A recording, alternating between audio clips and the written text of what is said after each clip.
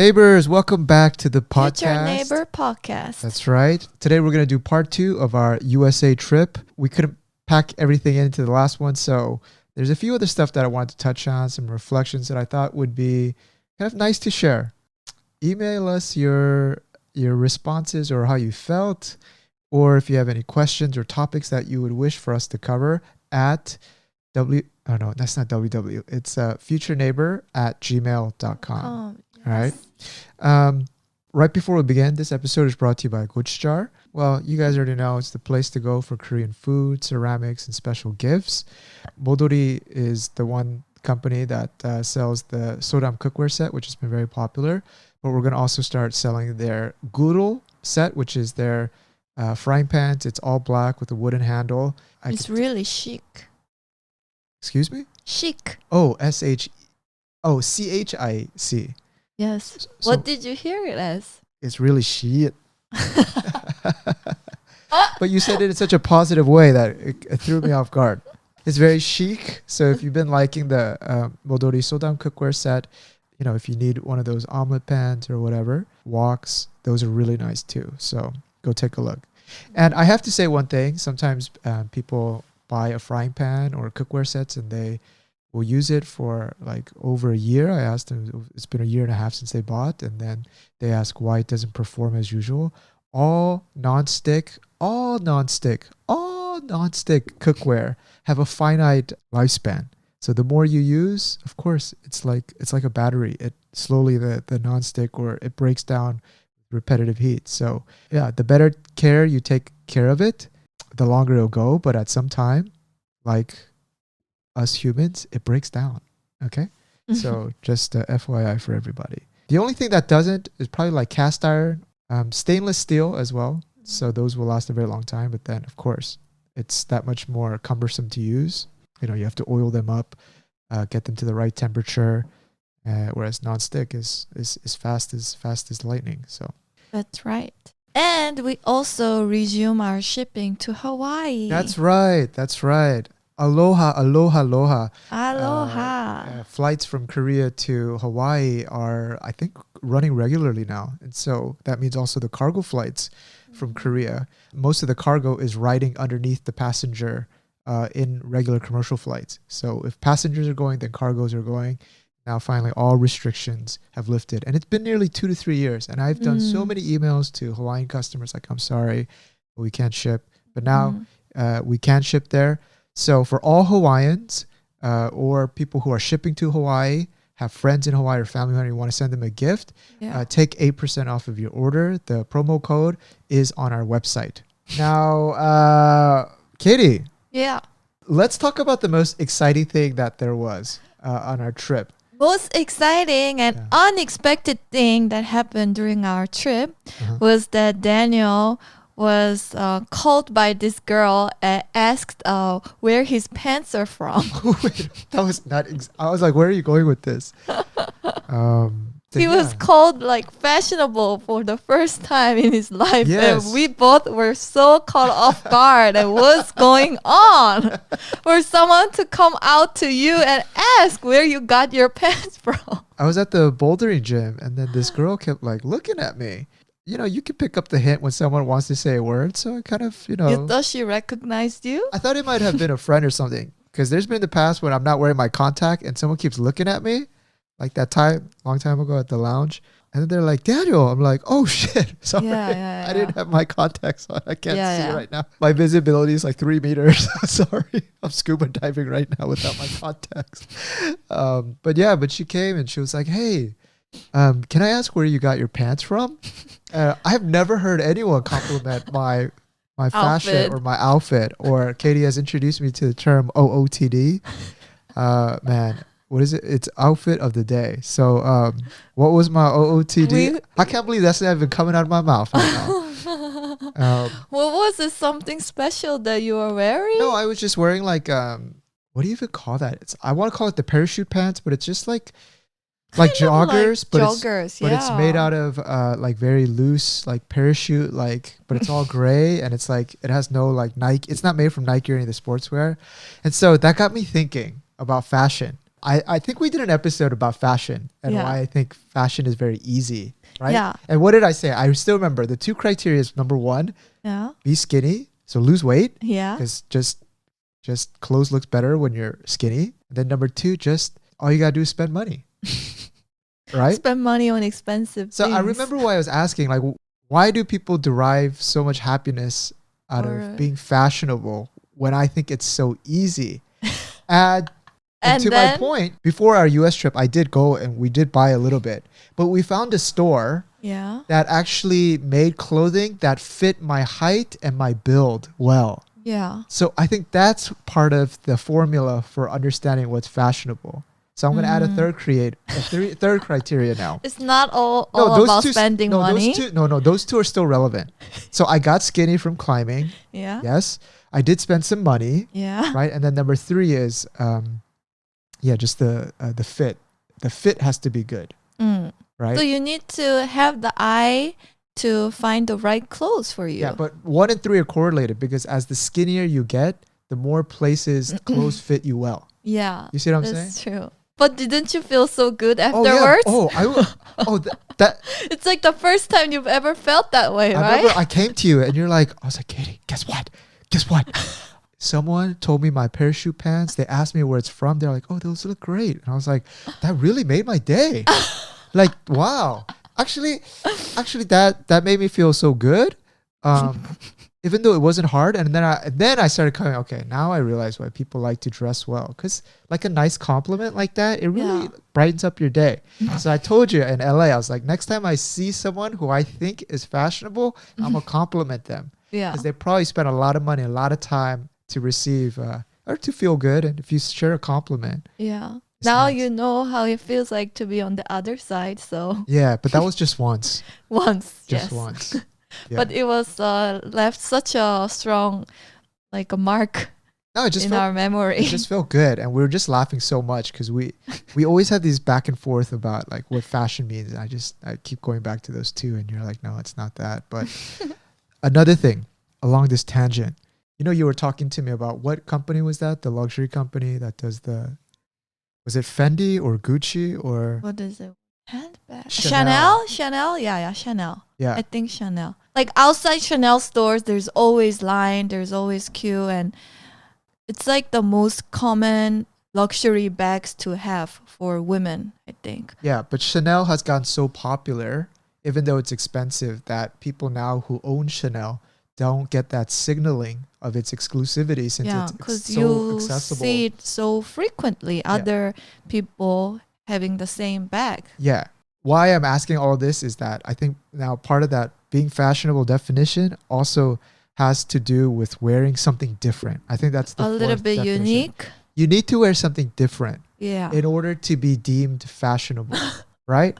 So all those previous years where I used to just go to like fast Uniqlo, fashion. Zara. No, I don't like Uniqlo. I think Uniqlo. I have I so never much from Uniqlo. I don't like Uniqlo. I've always liked Zara. The thing is, everyone likes fast fashion. It's accessible to everyone. So even if you spend a lot of money at Zara, you rarely get, oh, hey, that looks fashionable. Or that looks, you dress well. Or that looks different. Yeah, because it's the mainstream market. So to become fashionable now, have you graduated from Zara? Oh yeah. I don't go to Zara anymore. I go to those like boutique Korean shops.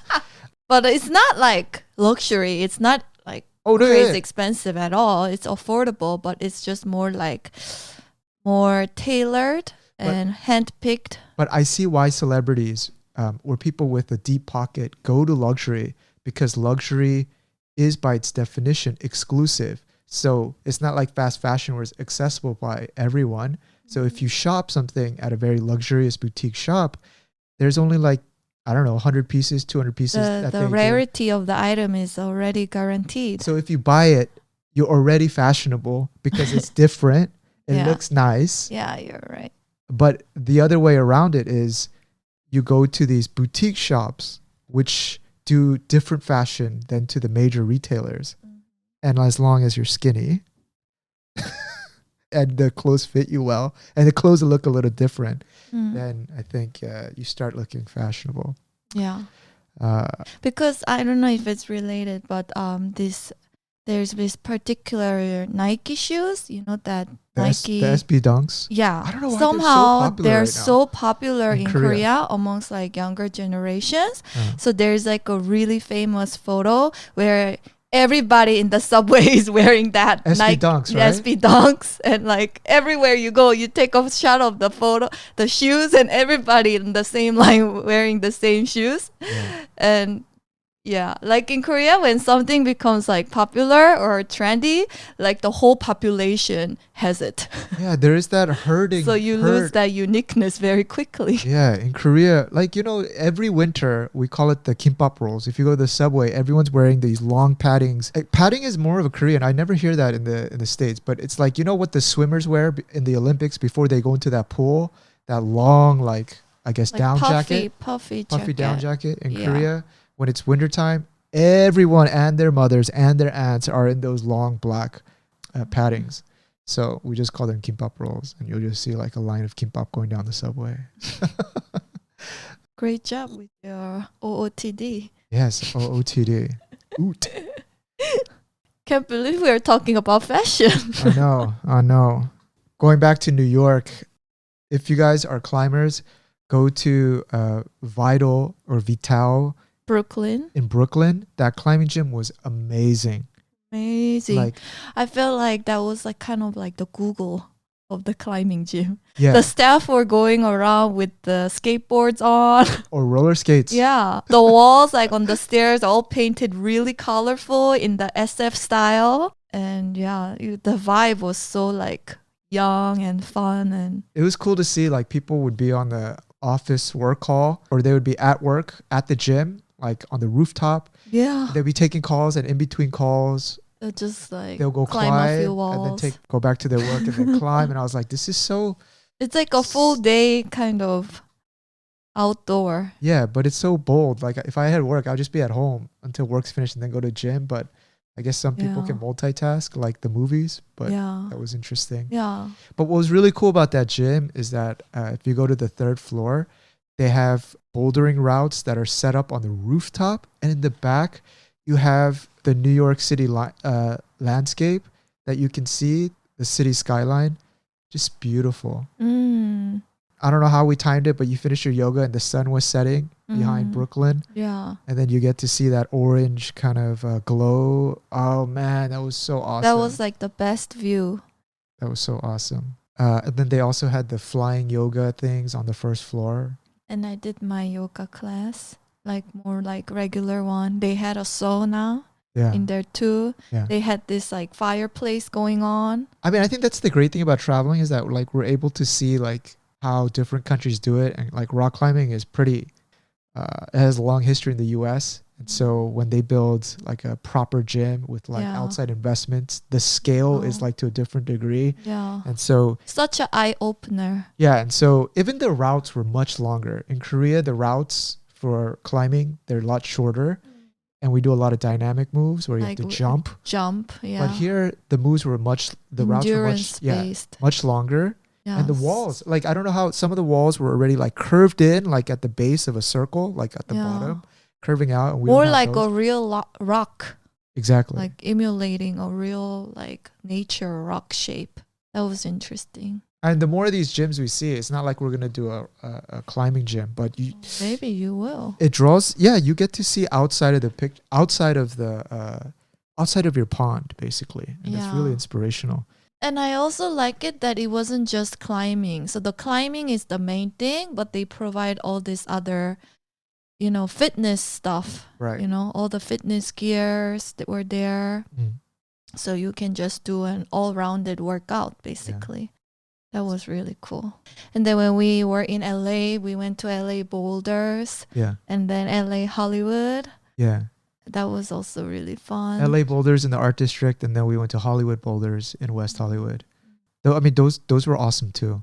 Yeah, they are huge. LA Boulders gym, they have the top out zones where you could walk out or basically top out of the route and then walk your way down. That They don't was have that fun. in Korea. Yeah.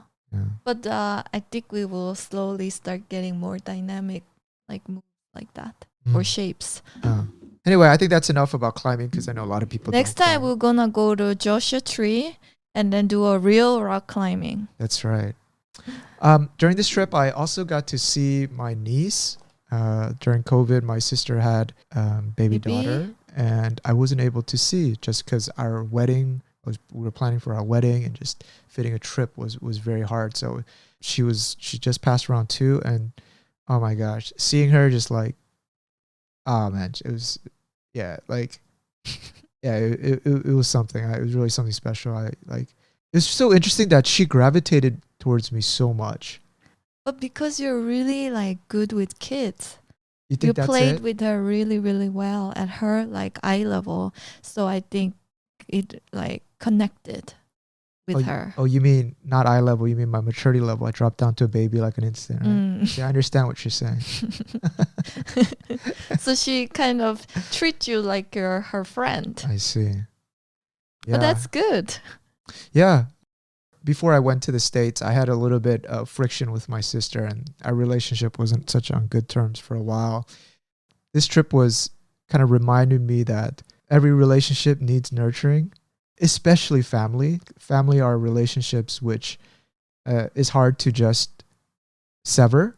Like oftentimes, if you don't have a good relationship with a friend, you can just cut it off. Yeah. Or you can just remove them to your general associate circle where it's just, you'll connect once in a while, but you don't see. But family is family. And that's like your most closest perimeter around you. Yeah. I mean, over, I think, especially over the last 4 or 5 years, like me being the youngest person, like I'm the magne, or the youngest person in the family. My sister's always just treated me like, oh, he's just the younger brother. And so like, I don't know how to describe it, but like I'm at the whim of her thinking, like I should just do this. Oh, it's my little brother. You can just do this like that, or he'll do it, or like that. And like, yeah, I think there was a lot of stuff that have been building up. We weren't on good terms, and she wasn't able to make it out to our wedding for XYZ reasons, and that really kind of put me over the edge and really started making me question what the role of family is, and just basically like I'm ready to cut ties up to that brink. But then there was a lot of drama, and there's no reason for me to spill all of that out. But basically going to the States and then seeing her, and then especially my niece, I think all of that melts away, and all of that got kind of like deprioritized. We actually had a very heart-to-heart conversation between myself, my sister, and also my brother-in-law. I remember I was telling my sister that like at this point in our relationship, like especially since I live so far away, we're already living such disconnected lives from each other that I could live perfectly happy without you in my life, because that's how we're already living for the last 4 years. It's not like we're in contact with each other or updating, and we can live happy lives independently. Yeah. So basically the option is up to both of us how we want to proceed in this relationship. But I do want to have like an open conversation where all three of us can be vulnerable with each other, and also like tell each other where we felt hurt in the relationship and why. And so we did that. And that was like nearly a 4-hour discussion where it did get heated at some points. Not heated in the sense of like with vitriol, but like heated in your own emotions. And when you're expressing how you feel, like of course it gets emotional. But I think we were all at the age, and especially since my sister has a kid too, she's matured quite a lot too. And so we all just understood. Apologies were given and shared with each other for like how we've kind of wuxie at each other, or like how we've kind of what do you say that, like what do you call wuxie? Just treated each other. Treated each other poorly. And so there's some stuff which I'll never forget, but it's no longer an issue in rebuilding. Yeah. How I thought of it was, I don't know why this comes to mind, but like I think it's because I've been working on this site too long, but when you reset cache in your browser and all of the history gets deleted or organized, cleared away, it was the perfect reset cache for our relationship, right? So we're functioning again. Yeah. and everything is looking clear. And Yeah, definitely. yeah, what I really picked away from this trip was that like I can't, even though I live in Korea, I think I should try my best to at least visit my family once a year, ideally, or once every 2 years, because that face to face, where you're able to feel my energy, where we're able to talk, you can see my face, you can see me getting older, you can see me smile, you can see me sad, you can share me, you can hear a story of mine. Yeah. I can show you a picture, I could feel your skin. All of that builds closeness without even expressing a word. Even for me as a son to my parents, and even me to his brother to his sister. And so I think that face-to-face time, I'm definitely going to prioritize a little bit more, no matter how busy it gets. Now, Corona, of course, was kind of COVID was a kind of a outlier event that really pushed that. But yeah, all relationships, especially family, requires nurturing from all sides. And if one side doesn't come to the table, I mean, I was lucky in the situation that both me and my sister, even though we have our defenses up and want to pretend like, all is gravy without, we still want to come to the table and still talk. And so that I'm kind of taking granted for. In some situations, one party may just not be interested, at which point there's only so many things you can do. Yeah. So that was a big win not big win, but it was a huge turning point.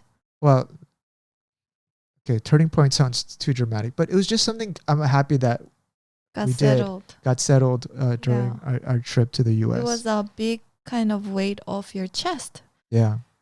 So yeah, I mean, families and your relationship with their families, whether you're the middle child, the oldest child, and the youngest child, like, yeah, I think it ebbs and flows.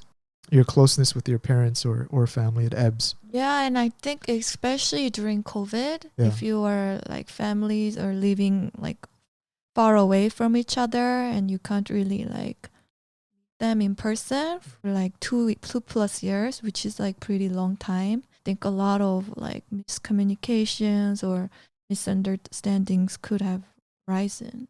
Not just you, but I feel like this kind of story is relatable to a lot of other like families. Yeah.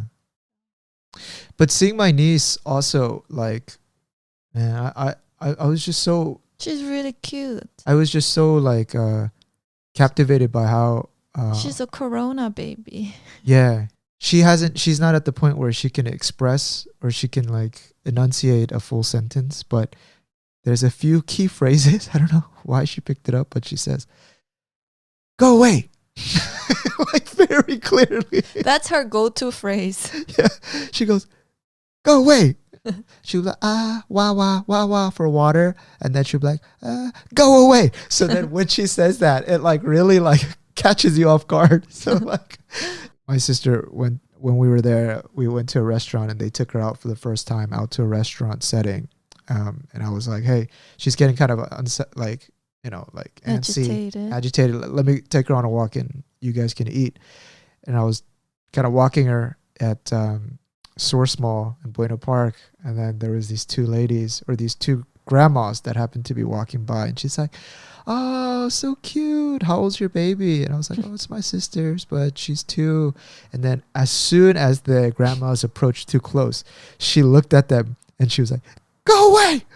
So they thought it was cuter. And they started coming closer, because it was so cute. And then she was like, "Go away."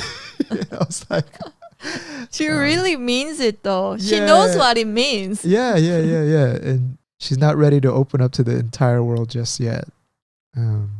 Definitely maybe next year she'll have a little bit more vocabulary. Start talking. Yeah. How did you feel with Audrey, baby? She's really cute, but I just remember everybody's like so tired out from looking after her. Yeah. It's like at one point there were 5 adults looking after her, and then all 5 adults knocked out, including your parents, you and me, your sister. Yeah. It's a lot of effort. Yeah, definitely.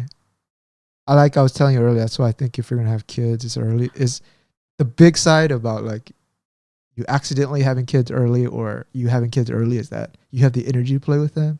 They have babies too late, I think. It's just too tiring. I'd probably be one of those parents with the leash, being like, come back here. Like pulling them, yanking them back and stuff. Hey, one thing sorry, do you want to say something?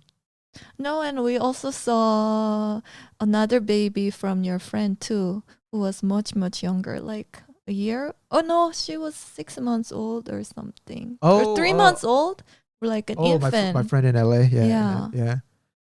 Oh, that was really cute too. She was like, hold my newborn. And I was like, I don't know how to. And then as soon as I did, she burped and threw up. And I was like, Perfect timing. Perfect timing. Yes. Can you remove her from my arms and handle this? Yeah, it was very different because none of my friends have like kids. But I saw that your friends or like your sister, they're like now starting to have babies. And you see the kind of transformation in them a little bit? Yeah. And also just like, just a change of like environment. I also see how much little time you have too. Like once you start raising those kids in the first few years, that one I like, even like the husbands, you know, my friend's husband, he's like, oh man, I'm so happy you called me out to the gym because like, oh, this is the best excuse. Like, since you're here, I can work out and go climbing and stuff. My wife approves. Yeah, my wife approves and like, 눈치 안 봐도 된다, or like, you don't have to be under her eye. And then last time, I think we were talking about the King Richard, that movie. You know, we saw it on the plane and Katie was enjoying it so much, like kept telling me to watch it, and I saw it and it made a very big impact on me. I thought about it for a long time, that movie. It was really, really real and very inspiring. Yeah. It's about the story of the father of Serena Williams. Yeah. And how he raised his kids to become like the world-class tennis players.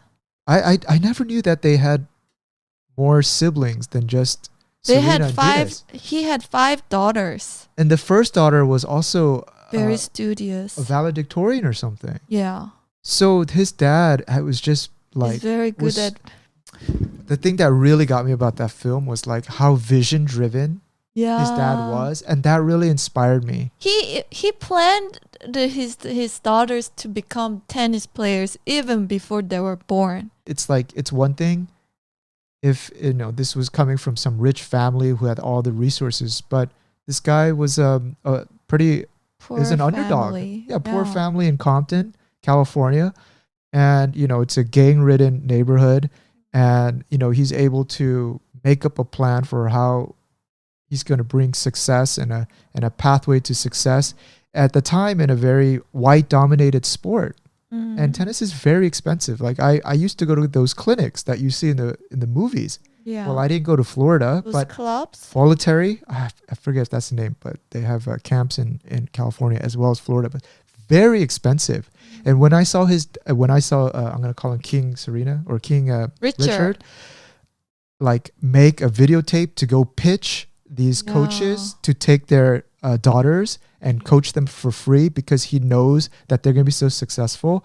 That blind faith to me was so romantic. Like it's very hard to come across someone has that so much blind convinced and conviction. Yeah, into his daughters too. How beautiful is that? Like, and then like, yeah, I mean, there's so many examples of that. Like him trying to turn down the Nike deal because he knows she'll become number one. So why take an early deal when she was worth more than that? Yeah, and it's not like at that time their family had their basic needs met, right? Like if you already secured like a $3 million or $1 million paycheck, then your pakkuruk or your rice bowl or your basic needs are fulfilled, and then from there it's just more of adding alpha, which my mind is geared to do. I'm very much about optimization and risk kind of assessment, but here is... He doesn't seem to care about those risk assessments, whatever. Because he knows. In his mind that it's like gonna happen. Because he knows Serena and Venus. And then what goes to the next level is not only did Venus come up, but then number 2... He made his second one. Even better. She's like the all-time best tennis player, women tennis player ever. So like, Not one daughter, but two daughters like that? Yeah, so it's like at the end of the film, it also came up that like most of the things that he visioned or he said will happen did happen. Mm. So that was like very chills my back. When I was watching those, And he was also very hands-on coach. It wasn't like he somehow entrusted his daughters to some coach to do everything. yeah, I don't know whether he used to play tennis or not. I don't know where I his think desire. they're both from athletic background. Oh, right. Like both his mom, his wife, His and mom was a sprinter or some sort of like runner, right? his wife and he himself. Uh-huh. I think they were both maybe did some sort of sports in I the see. past. I see. So they knew how to coach their kids like hands-on. Mm. And regardless, whatever, it's super impressive. You know, I think an interesting discussion from this was that, like, I was talking with one of our friends who has two daughters right now. And then, Did you tell him about the movie? no, I didn't. But somehow this topic about like, oh, like if you have kids, like how are you going to raise them, or what's your view on education or something like that. Mm-hmm. And I remember saying that, you know, for me, I would really like it for my kids to fall into an area where they have interested in and just be super passionate about that topic and be able to Go deep into it. go deep. And that's what's Yeah. important to me. Yeah. A lot of these things which society valued a lot more from my parents' generation, like what college you came out to, like that to me is not as important, or what company you work for, but Yeah. someone who's in a field and naturally if they're leaders in that field, I'm sure they would achieve other, you know, social Do signals well. like that anyway. Yeah. But I want them to fall in love with the subject area first. This is you coming from a theory. Yeah. And then your friend who actually has two daughters. Yeah, he was like, yeah. He cut me off. I was like, yeah, that sounds With great. all the experience. yeah, that sounds great. But Great in paper, but in yeah. reality. yeah, he's like, well, what if your daughter says her dream is to become a housewife? Or just live a normal life. Or number average two. person's life. Or number two, she said, it was either the second daughter or first daughter. He's like, she also told me her dream is to just be 평범한 사람, which means an ordinary person. Like, you know, John Legend's song, Ordinary People? Yeah. She just wants to be ordinary people. And what if her passion is to be ordinary? Yeah. So I was like, And so we had a nice laugh about that. But then he was like, yeah, I mean, of course, their desires are always, or their kind of passion And they're areas, young. interest areas are always changing. And so he was also like, you would be very lucky if your children even express an area that they have interested in. Yeah, that's Most- very true. Right? Most kids don't know what they have interested in. Yeah. And some adults, a lot of people don't even know what they're Don't passionate about know. until they die. They just live Yeah. the way that life So throws them. yeah. So Stuff. what you said is very easy to say. Yeah. But in reality is much more complex. Like I remember when I was in elementary school, you had to submit this thing like 장래희망, which basically means like what do you want to be when you're an adult? Yeah. I remember most of my friends wrote mother. I It's see. like the most common answer, and this is see. like when you're like, let's say 7 or 8. So to a kid like that, you're gonna ask like, what is it that you're passionate about? I'm gonna take you deep into the area, mother. I think when I was young, Power Ranger was my answer for a very long time. And then my dad started getting pissed. He said that I need a different answer. So actually, I told him I wanted to be an international businessman. Which was funny because the thing is, my dreams are only, or my real answers can only be defined by what is near me. And my dad was a business person. So I Yeah. just wanted to one up him. So Yeah. since he's domestic, I said international businessman. That's so Someone funny. who rides a plane all the time. And the thing Go to is, different countries. in consulting, I did that. yeah, I was an international businessman. yeah, I remember I told my parents that like long time ago, yeah, that I actually achieved my initial childhood dream of becoming an international businessman. yeah. I think they brushed it aside. And then they asked, when doctor? Anyway, which your parents still want you to become. oh my God, we had this like, oh my gosh, we're driving. Oh, should we even say this? Probably not. Yeah, no. We're always pretty truthful, and I'm sure a lot of people can relate. So the end of our trip from the U.S. and we're driving to LAX, and everything's good, and I was kind of preparing something to say to my parents. I wanted to, Like the last word. Yeah, I wanted to say, Bye. Thanks for raising me in such a way where, I'm very independent, and also I remember I'm saying this. I've said, more than anything else, I feel like I'm very happy and I live a very happy life, and I'm a very happy person. yeah, and I want to thank you for being the foundation for my happiness.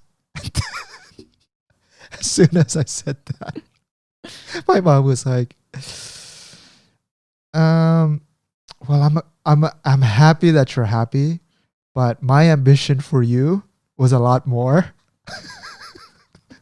I wish you could have been something. I wish you would have been doing something on a larger scale.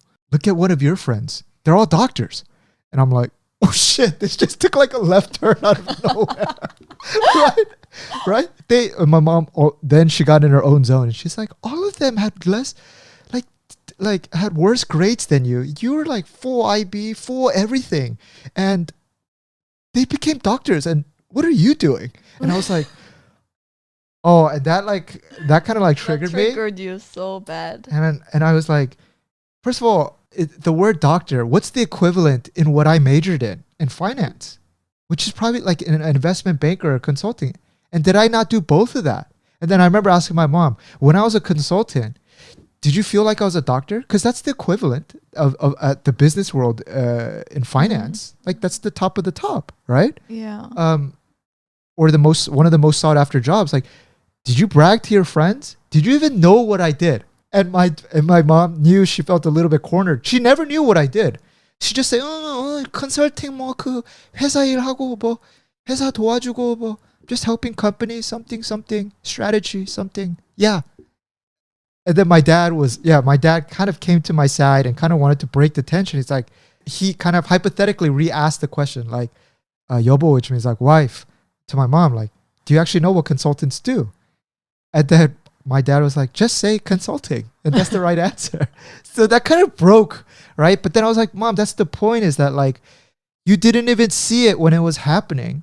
And then I said, in business, perhaps the hardest thing you can do, even beyond these like white collar finance jobs, is actually starting a business, which is the most purest of someone majoring in business, is to build a business from scratch. Yeah. And that's the journey I'm on. And it's hard, but it's also fulfilling. And this eventually is what you love to do. Yeah, and this is what I love to do, and I'm inherently really good at doing, like turning ideas into something physical and manifesting that into reality. Here I am right now. My blood pressure is already boiling up. I feel like I'm talking to my mom right now on the mic.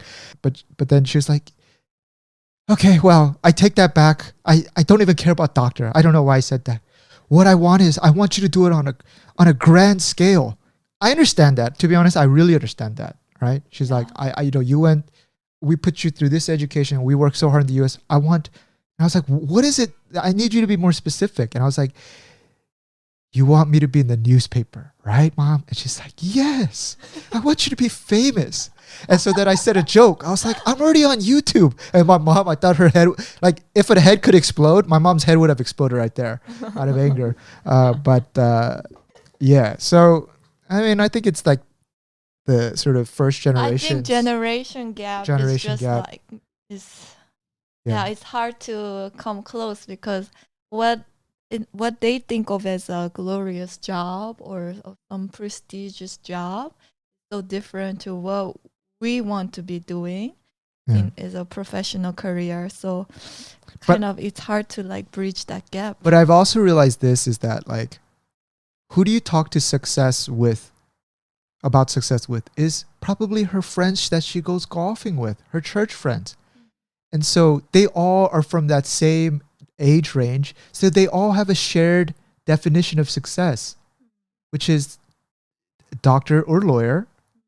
And then what makes it even worse is that anyone who's still living in Orange County with kids that are nearby are doctors and dentists. And then I Or realized, lawyers. that because there's no other industry in Orange County in the suburbs. And so then, If you're not one of them, yeah. then So then, you are like so then it all hit me. Okay, my mom is surrounded by her friends who have sons or daughters who have become dentists or in the medical profession. And since that fits the traditional definition of success, they're probably always talking about their daughters. yeah. daughters and sons. And for my poor mom, who has to talk about management consulting or investment banker or whatever it was, she can't say a word because she doesn't know what it is. So she's had to have her mouth shut the whole time. Maybe. And then she just doesn't. There's nothing for her to charang about. So my plan is this: I'm gonna make it to Show Me the Money as a rapper. I'm gonna put myself on a She's newspaper. not gonna appreciate that. Yeah, no, I'm just joking. Anyway, for me, I told my mom, like, please, let's stop having this discussion because this is the most boring conversation. Like, what, like how many years do we have this? Am I gonna be 60 and you're gonna be asking me, like as your dying wish, when, doctor? Like, I mean, come on now. Like, one person needs to adjust to this, and I told myself, like Sadhguru, someone's words actually cannot hurt you. Shouldn't influence you like that. Someone's words cannot hurt you. And this is what he does in the YouTube video. He curses at someone in Indian, but in a pleasant voice. And the guy's like, how do you feel right now? And the American guy's like, I don't feel any type of way. I don't know what you said. So he's like, that's my point. I was cursing at you in Indian, but you don't feel any way about it. But if I just told you that I cursed, now you're going to feel some type of way about it. Yeah. And it's your reaction to this, which is causing you pain. So I told myself, when my mom asks, when famous, I say, me gusta la hamburguesa con queso. No, I'm just kidding. I'm going to just non-react or think in a different language or something. Because my mom ain't changing. Or my dad. It might actually be my dad that's funneling all of this passive aggressiveness into my mom. I have no idea, but I don't even want to decipher that. But anyway, I ain't going to react it to anymore. So. Yes, I hope your meditation works next time. Yeah. Wow, that took us on a tangent. But do you think it's okay that we put this one out? Yeah, why not? We have 10 more minutes, guys. And I remember seeing a quote on LinkedIn, which I screenshotted because I really liked it. Here's the quote, guys. Why do you go away? ? So that you can come back, so that you can see the place you came from with new eyes and extra colors. And the people there see you differently too. Coming back to where you started is not the same as never leaving.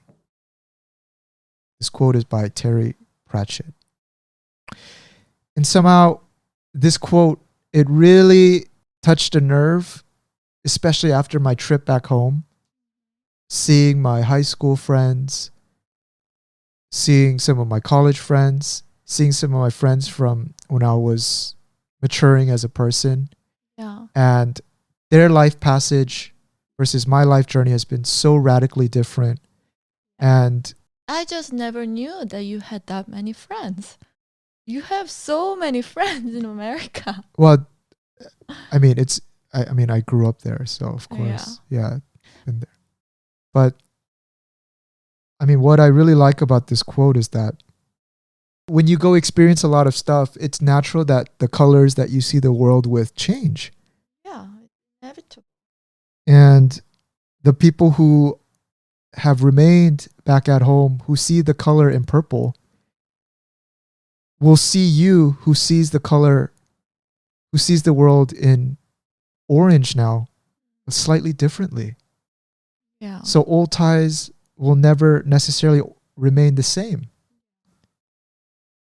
But from you, your personal perspective as a person, having been able to leave this world of purple and being able to see the world in different colors. That's so much value in that versus the person who just was seeing the world in one color, right? And it's not to say what is better. It's not to say the world of purple or orange is better, right? It's perfectly fine for you to stay in your pond. For the fish who's been jumping to different ponds, it's only natural that this dynamic, not gonna feel the same. It's not the same. It changes. And for the people who you're able to connect with back at home, even through these different colors, and they see differently, and it still feels natural, that is a relationship that you invest into and cherish and will give you solidarity. To the friends who it just doesn't feel natural and it's very hard, at least you can cherish the old memories that you had. But for you as a person, this journey is worth it in of itself. It's worth leaving the pond that you were born in. Yeah. The journey itself is worth it. That's the LinkedIn quote that popped up as soon as I turned on my computer when I got home. And I screenshot it. And I can also not only apply it to my friends, but go back to that discussion I had with my parents. My parents see me differently because I wasn't next to them growing up. I grew up by myself. I left home when I was in high school, and I've been living by myself for how many decades? Almost 2 decades now. Not 2 decades, like 1.5 decades. So of course they see me differently. But look how much I've grown and how much contributions I'm doing to society as my own person, rather than being just a homebody, right? Same applies to you. You left early to the UK. Look how many things have changed. Yeah. You can't go back. My mom always romanticizes the idea that I live 5 minutes away from her and we can have dinner together every other day, all that. But she also I'm sure she knows, but she forgoes then all these things that all these new adventures that I tell her that she finds a lot of happiness and joy out of, all those will be forgone, right? I literally lived next to her all my life. Exactly. And I'm sure that she wouldn't be happy with that either. Yeah. Not sure if this related, but after the trip, I became somehow more content. I think I became more satisfied with my life in Korea. I don't know if I mentioned this in the previous... you touched on it previously, but please feel free to expand. Yeah, in the past, I think I used to just have this romantic idea about living abroad or living somewhere in Europe, somewhere remote in USA, SF, all this romantic stuff that shows on TV. But then I think I kind of went a lot of good things or a lot of convenience, a lot of good things I have here in Korea. And then after the trip in the US, after I came back here, I feel like maybe I got a bit more mature, or the way I look at kind of the way we live kind of has changed. I don't know which one, but yeah, I really started to appreciate better about this good life we have in Korea. Right. Yeah, the more and more my wish or that idea of living abroad is going down and down. So in the previous times when you thought about, oh man, wouldn't it be nice to live in X country abroad? You probably thought about how the sense of adventure. But when you're there in that target country, there's a lot of stuff that are foreign to you and also that are challenging. And then when you're here in Korea, you forget about all of the amenities, all of the security, all of the stability. I only look at the bad side of Korea, like how sometimes the service is not as kind or as personal. Nice or personal. Whereas in America, the waiters come, they're so talkative, they're so friendly to you, stuff like that. But in the past, I would be so much better in the US. The service is better, but The now tip. somehow like, it all You saw the depends. tip. Yeah, it always depends on the perspective. Like Uh, now, I think it's great that they don't care about you. Like they leave you alone, and like whether you say nice things to them or not so nice things to them, they stay the same. So right. yeah, like if you look at it that way, it's great, you know. Yeah. But I mean, don't take this as a pitch for Korea. Like if you live in the US and you go to Europe and then you come back to the US, you might feel the same way. Like, Yeah, wow, of home course. is It's the just best. like home is underrated, but I Yeah. got to see how underrated on how I view my home in a very underrated way, I see. basically. Nicely said. Yeah. But this trip made me realize that. So as that way, I think I became a happier person. All right, that wraps it up, guys. If you'd like to drop us a note, send us again at futureneighbor@gmail.com. I forgot to always say this. Leave a 5-star review on iTunes or podcast. If you don't like us, maybe a 4.5 star. That won't be accepted. All right, see you guys. Bye.